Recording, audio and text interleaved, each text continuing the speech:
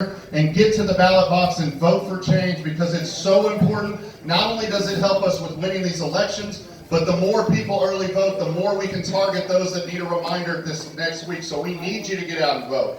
Now I want to take a minute to recognize a few people that are here in the audience with us.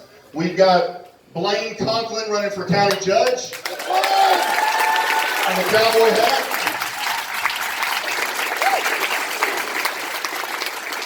We've got Stuart Litwin running for Round Rock ISD School Board.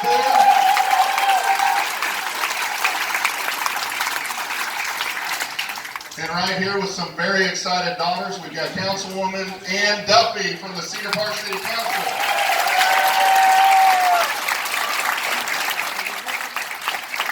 Look, my grandfather was a lifelong Republican in this community. I'm a proud Democrat.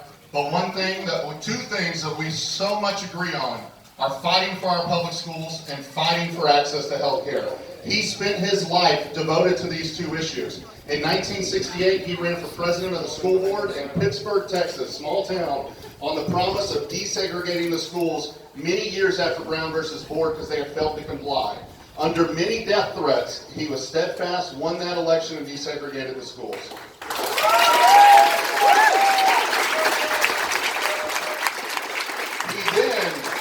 He then moved to here to Austin, and he served as the head of the Texas Medicaid program under first a Republican and then a Democratic governor to help make access to health care more readily available.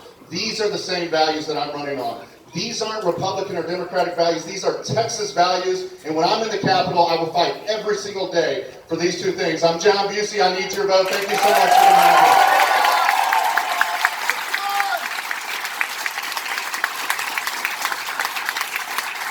It's now my pleasure to introduce your Austin City Councilman, the first member of the Austin City Council from Williamson County. He has shown us all a life lesson in hard fighting. When he lost by less than 200 votes in 2014, he didn't get down. He kept working, kept building the grassroots, organizing, and then he won this election in 2016, and he has been our voice at City Hall. Your Councilman Jimmy Flanagan.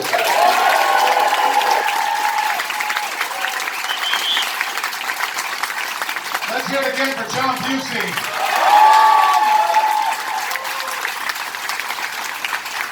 I'm really excited to again share the stage with my friend John. You know, John and I both ran for office in 2014, and we both lost, but we didn't quit. I ran, I kept running. I don't think I took a day off after that election, and I kept pushing hard, and I won in 2016 in a landslide victory over my predecessor. It's the same kind of fight and effort that this community is still doing, that we've been doing for the last 2 years, that John Busey has done in his race for the House. Because this is a critical election. Would you agree? Yes. You know, they say every election, this is the most important election in our lifetimes. Every time we hear that. Interested in everything. And every year we see I guess the same yard so. I'm not signs, surprised. and we see the same road signs, and we hear a lot of political He seems especially speeches, interested in the and other we hear dog a that lot was here. of crazy TV ads and a lot of attacks, and we can't really figure out what's going on. And it just, every election feels the same, but every election we're told, this is the most important election in our lifetimes. But this election,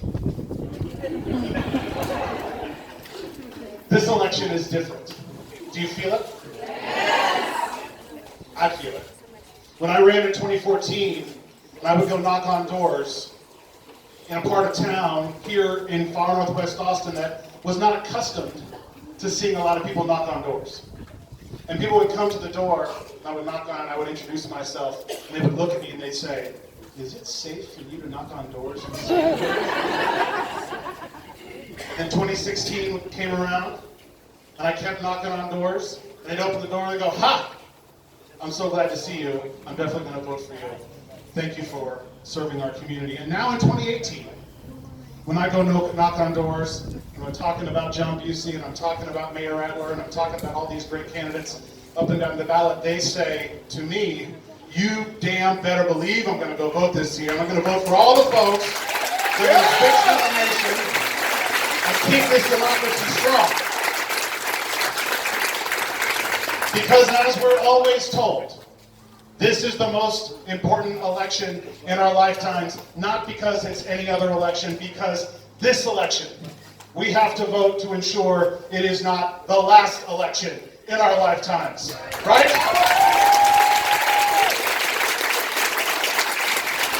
I'm very fortunate not to be on the ballot this year. I felt like I ran for 6 years straight.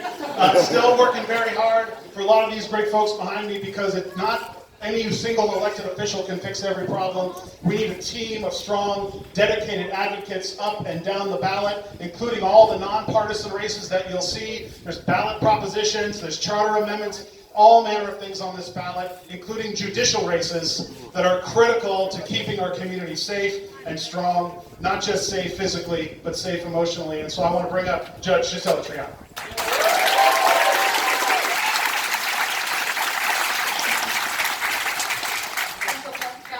Let's go ahead and give a big round of applause again for your city council members.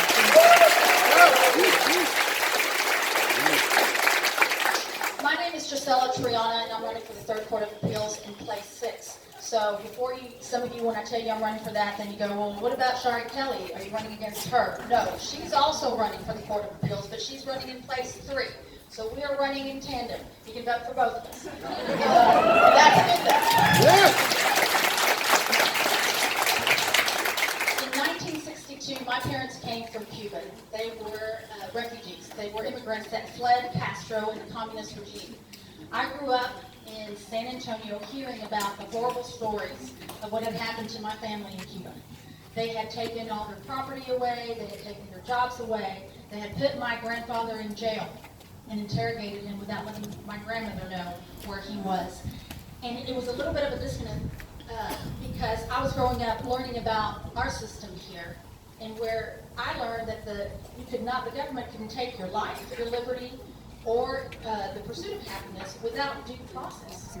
And I didn't understand why it was so different where my parents came from. But I did understand one thing. I knew that I wanted to be a part of that system. I wanted to be a part of the legal system in this great country, where our forefathers thought that we needed not only the balance between the 3 branches of government, but we needed to make sure that before the government did any action that was unconstitutional, they would have to go to a court. And so I've been very lucky to be a part of this system. I came to UT, to law school. I became a prosecutor when I got out, and I have been a judge for the last 23 years. I've worked really hard, started off as a City of Austin Municipal Court judge, was a Justice of the Peace, a County Court at Law judge, and I've been a district judge for the last 13 years. The reason I tell you this is because when you go, just like Jimmy said, when you go vote, it's really important that you know who is running for judges. Most of you don't know who your judges are. It's very sexy to come and talk about Medicaid. It's very sexy to come and talk to you about health care and what we can do. Judges don't do anything for you, except for one thing. Make sure that your rights are protected. Make sure that the Constitution is not violated, and make sure that if you show up in our court, that you are going to be treated fair and impartially, regardless of who you are, what you look like, what you believe in, who your lawyer is, or how much money you have.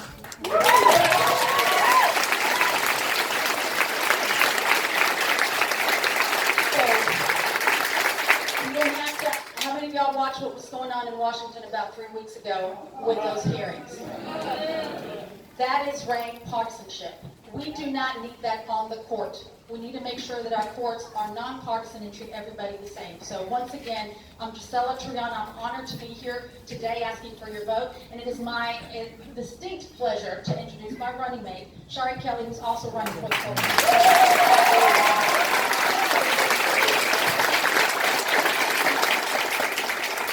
Hi y'all, my name is Shari Kelly. I'm a former U.S. Army paratrooper, and I'm proud to be the Democratic nominee for the Third Court of Appeals. Where are my veterans at? Raise your hand if you're a veteran in the audience. Look around. I'm going to give everyone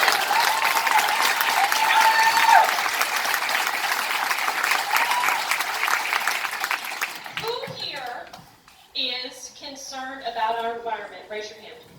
Okay? Who here is concerned about our school system? Raise your hand. Who here is concerned about our criminal justice system? Raise your hand. Okay?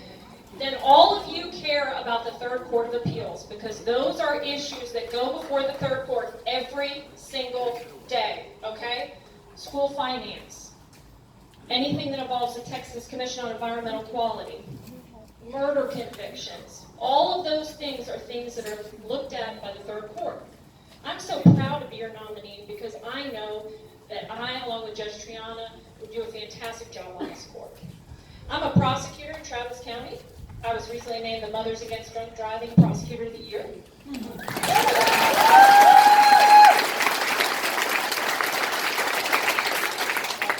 I'm board certified in criminal law. I would be the only person serving on the court board certified in criminal law, but I haven't just been a prosecutor. I started out my career in the U.S. Army, and I was a defense attorney. I used to represent young soldiers accused of crime. So I say today, I prosecute drug, sex, and rock and roll, but I started out defending drug, sex, and rock and roll. So I'm telling you, I know both sides. I have looked into the eyes of a child moments before they have to take the stand and confront someone who abused them for years. And I have been with a young soldier moments before he might testify when he can lose his liberty and be sent to prison. I've seen both of those sides. We need to have that experience on the court. We need to have more criminal experience on that court, and right now we don't. In addition to my criminal experience, I used to work at the Attorney General's office, and I used to sue pharmaceutical companies that had defrauded our Medicaid system.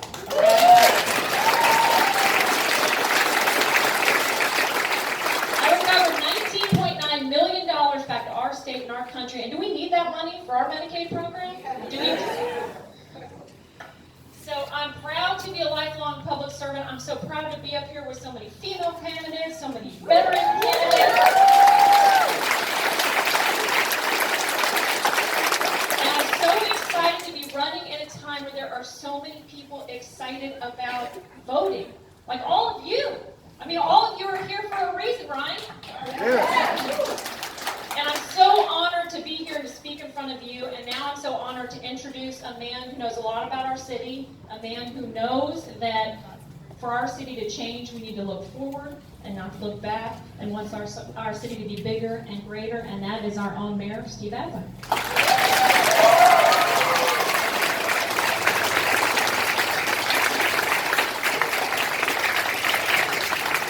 I'm so excited to have the chance to vote for you two to get you on the court. I can't tell you the decisions that have come out of the Third Circuit over the last dozen years that have fundamentally changed our lives in a really bad way, and we need these folks on the court. And if I haven't said it to you lately, let me say it again. Thank you for sending Jimmy Flanagan to help me in City Hall.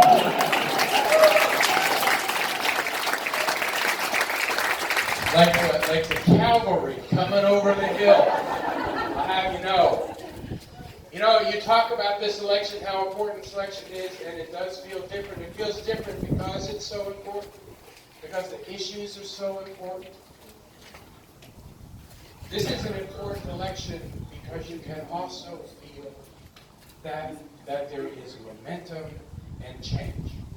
The hardest thing that can happen in an election, the hardest thing to do, and we know this, those of us that have walked doors before and led up to elections before, the hardest thing to do is to get people to vote in an election that ordinarily don't vote. Hardest thing to do. And in this election, in the first week of the election, Williamson County, Travis County, voting like it was a presidential election.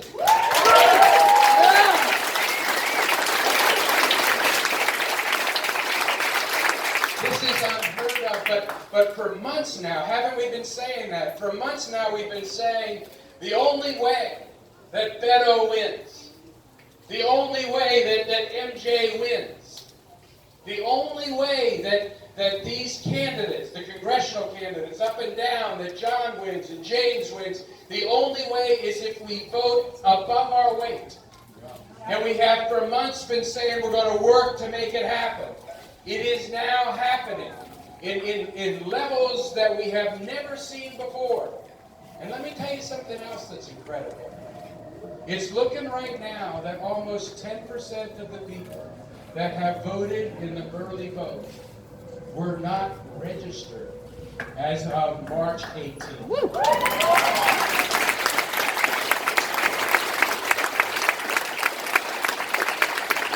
So it is not only getting people to vote now that could have voted in a midterm election, that don't ordinarily vote in a midterm election. It is new people coming. That is our opportunity. That is what we have been praying for. But I'll tell you what everybody's worried about. Everybody is worried that the numbers that we're seeing right now reflect everybody just being really eager and excited to vote. Which is okay. I know we all feel that way. People want to go out and vote. But it will not help us if the vote now tails off. Which means the work that you guys do going door to door, the work you do calling people on the telephone, the work the campaigns are going to take you through identifying the people who we know if they voted would probably vote our way. You have got to get to these people over this time. We are so close in this election. I'll also tell you one last thing that I think you should know. So I'm honored to be the vice chair of the Democratic Mayor's Caucus in the United States. And we are looking at races in the Democratic Party all over the United States. And I will tell you that the national eyes are on Williamson County. Yeah.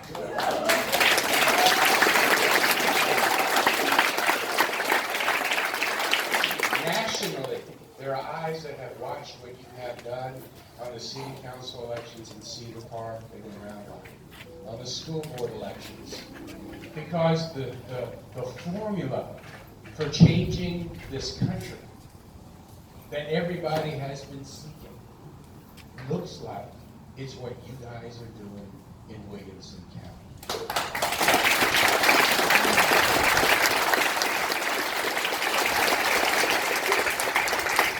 So if for no other reason, don't embarrass me before I go to the next meeting. I am proud to be part of a city that is leading on immigration, leading and fighting for LGBTQ rights and against bathroom bills, fighting for climate change work, passing minimum wage, passing safety, passing fair hiring, in these four cities. Keep up the good work. We can get this done.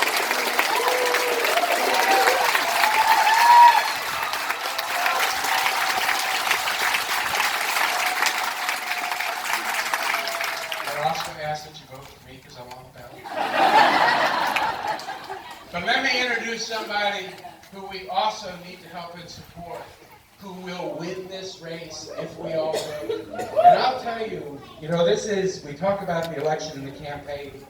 I'm Jewish.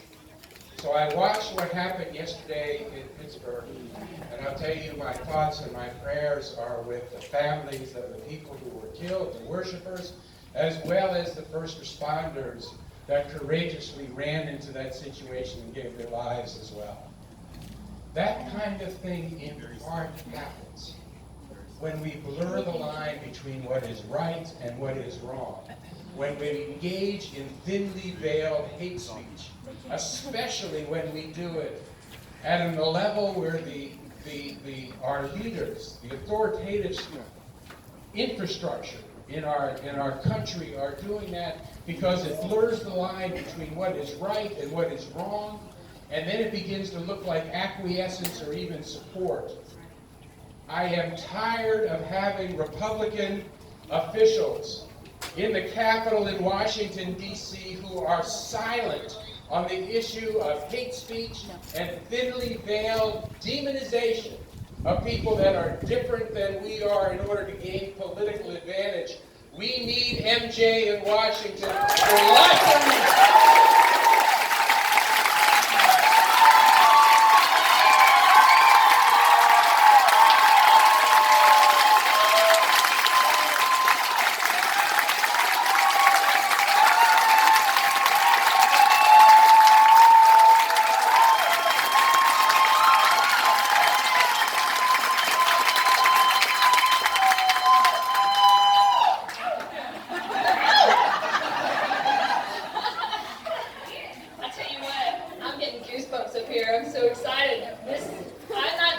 we're going to win this anymore. I'm saying we're winning it now.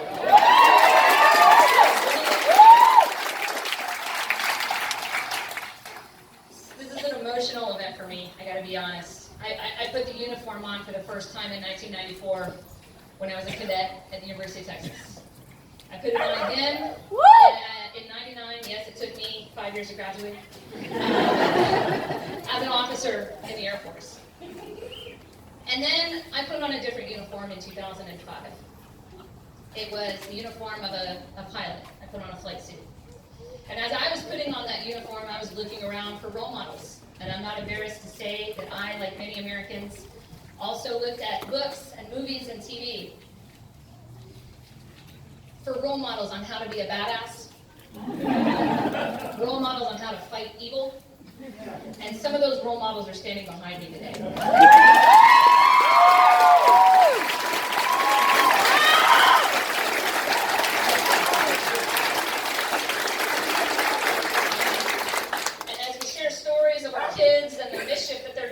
I'm realizing that we have started to adopt the mantle of becoming role models ourselves and the responsibility that we have to our country, to our children, and to our reputation on the world stage. And I think we're fighting for the same things. And we're not fighting a partisan battle. There are people here today and people behind me from all spectrums of politics. There's people here who probably have never voted. And I'm here to tell you that this election actually, I don't think is about partisan politics. It's about fighting for the values of our country and the things that I put the uniform on in the first place. Fighting for the freedom of the press.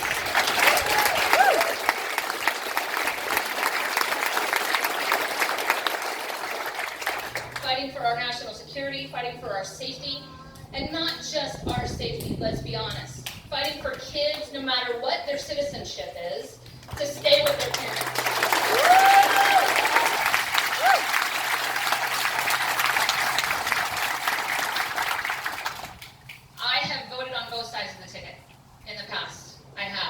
Believed in voting for the person.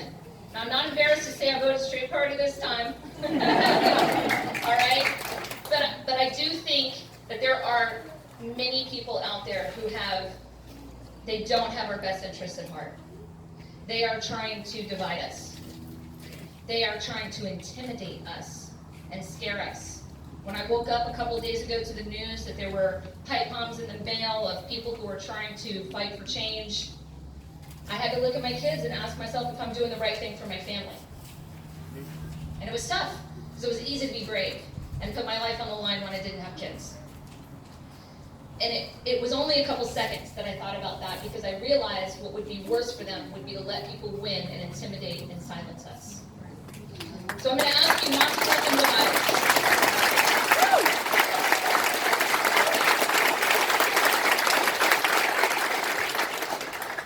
Let them divide us. Don't let them intimidate you. Don't let them silence you. The only way they win is if you don't vote. And by the way, turnout numbers are so great that if you don't, you'll be the only one who didn't. Don't be that person. Okay? So when they try to silence us, I say, hell no, we'll go vote. Hell no, we'll go vote. Hell no, we'll go vote. If you haven't voted yet. Ask people in your lives if they've voted. I don't care how they're voting or where they live or what district they're in. We vote, or else we are silenced. And I, for one, won't take that. I won't allow it. Would you guys like to hear from some Texans that are tough as nails, that go to, great risk to come here after early days that started at 5 in the morning in Dallas on the road trying to get here on time? Do you guys want to hear from some badass Texans?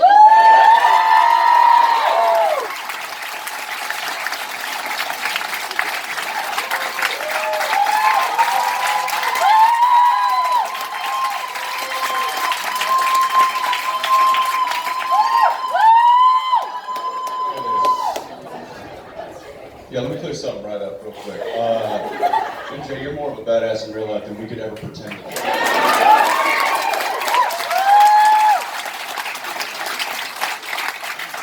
Yeah, we can arm wrestle later, but he's going first. My name's Jensen Aggles. This is Jared Badalecki. We're actors. Now, that might not mean something to some of y'all. It might mean something to some. But whatever that means, I'm not a political guy. I'm not up here. I'm not one of those actors that come up here and tell you who to vote for, why to vote, all that stuff. I'm just up here to tell you to make your voice heard. I'm a proud Texan, born and raised.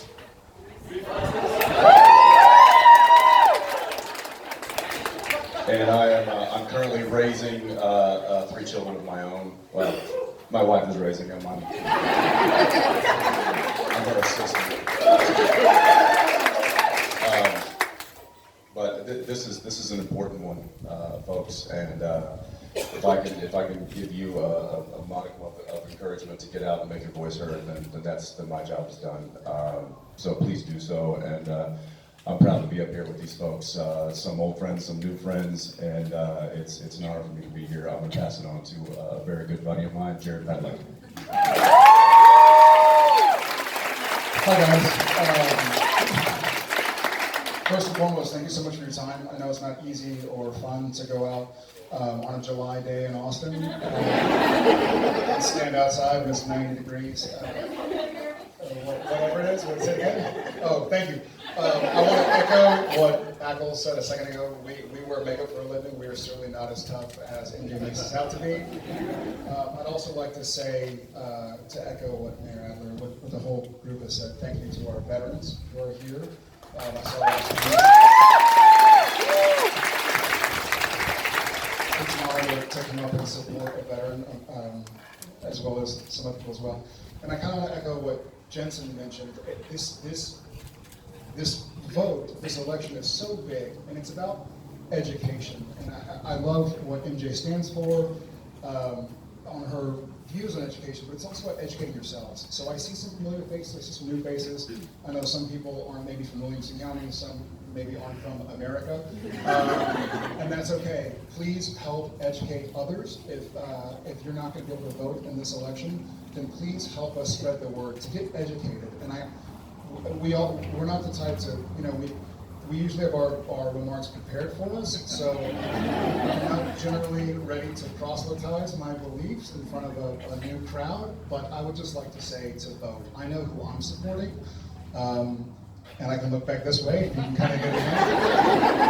I'm honored to support what she has to say about lowering healthcare costs, supporting military families. If you haven't educated yourself on Miss MJ as well as my other new friends up here, then please do. And I don't have a whole lot to say, I suppose, but I've never met Mr. Carter. I'm sure he's a good man. I'm sure he believes in what he believes in. But when he went off to study history, MJ went off to make history. So.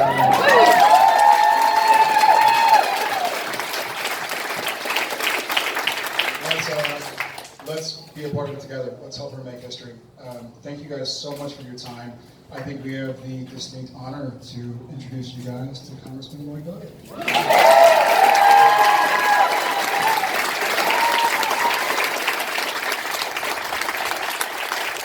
How great it is to be here deep in the heart of Texas on this glorious afternoon, knowing that change is coming and each of us is a part of it.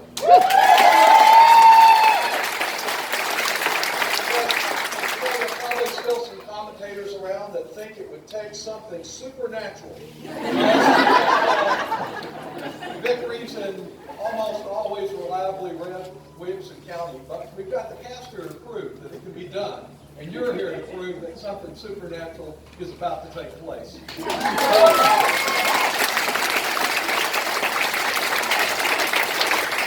of course, I've long admired since before his very first race here, Councilman Jimmy Flanagan. He did it first here, and he continues to do it best here. Jimmy, thank you for your service.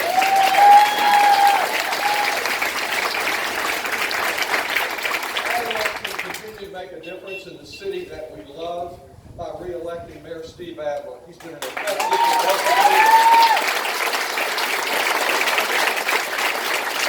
I do understand that there are a lot of Republicans that want to build a wall.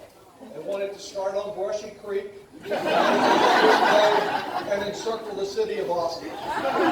They forget how many tens of thousands of Austinites are also proud members of the Williamson County community.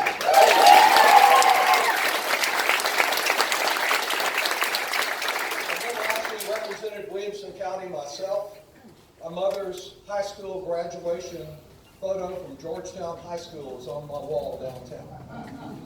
I spent many a joyful Sunday afternoon and weekend out at a Swedish farming family that farmed from Highway 79 down in Brushy Creek, just across from where the baseball diamond is these days. They're very special memories of a connection with this county. I think that every race is extremely important. That's on the ballot, county judge, all of these races are important. For me, there is a special note about these two great women. Judge Triana Shar, who's been, Shari has been over there at the district attorney's office working to secure our neighborhoods and the work that she does. You know, for 6 years, I wore black robes and I served as a justice on the Texas Supreme Court. And during that time, the court to which they are seeking election was revered across this state. Unfortunately, after one appointment after another from Rick Perry and from our current governor, it's become a refuge for ideologues. These women can add some balance to the court, and it is extremely important. And as far as John Busey's concerned, one of the things I noted, if you just look over at him, he looks a lot better in person than those grainy ads on TV.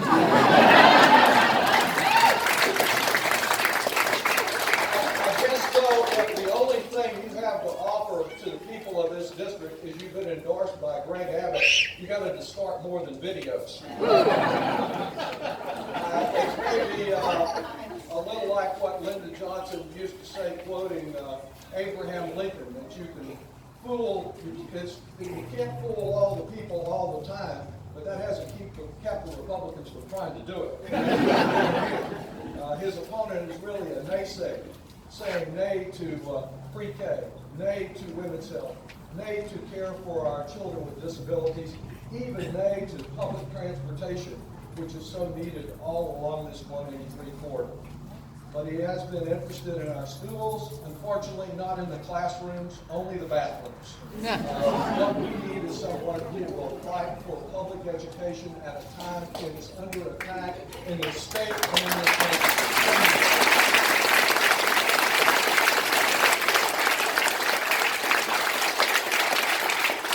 Of course, I'm here also because we need some reinforcements up in Washington.